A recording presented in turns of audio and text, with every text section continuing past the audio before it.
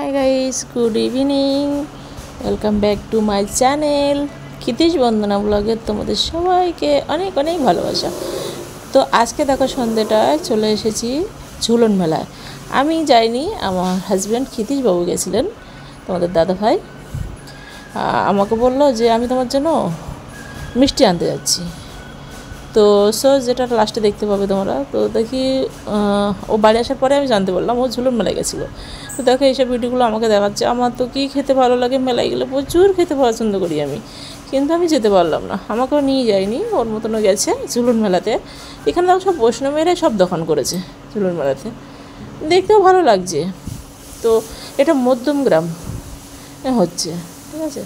তো তোমরা যারা মধ্যমগ্রামে আসো তারা অবশ্যই যেতে পারো, কারণ ঝুলন মেলা শুরু হয়েছে। আর পুরো ভিডিওটা তোমরা না দেখলে অনেক কিছু মিস করবে। মানে পুরো ভিডিওটা দেখো, এই ঝুলন মেলাতে কি কি আছে আর কি কি নেই, এবং যে মূর্তিগুলো প্রতিষ্ঠিত হয়েছে ভগবানের, সেগুলো যে মানে কত ভালো দেখতে, এবং সবটাই এই ভিডিওতে আছে। তোমরা যারা না দেখবে তারা মিস করবে। তোমরা পুরো ভিডিওটাই দেখো, আশা করি তোমাদের ভালো লাগবে, এবং যাদের ভালো লাগবে তারা লাইক কমেন্ট শেয়ার করে দিও, ওকে। আর যারা নতুন আছে, প্রথম দেখছো আমার চ্যানেলটাকে ক্ষিতিশ বন্দনা ব্লগ, তো তারা অবশ্যই আমার চ্যানেলকে সাবস্ক্রাইব করে আমার পাশে থাকো, আর আমার আরও ভালো ভালো ভিডিও বানানোর উৎসাহ দাও। তো চলো পুরো ভিডিওটা দেখতে থাকো। আজকে শুধু এই মেলার ভিডিও দিয়ে, লাস্ট আছে আমি আছি, আমাকেও দেখতে পাবে, বাট সেটা ভিডিওটা দেখতে হবে পুরোটা।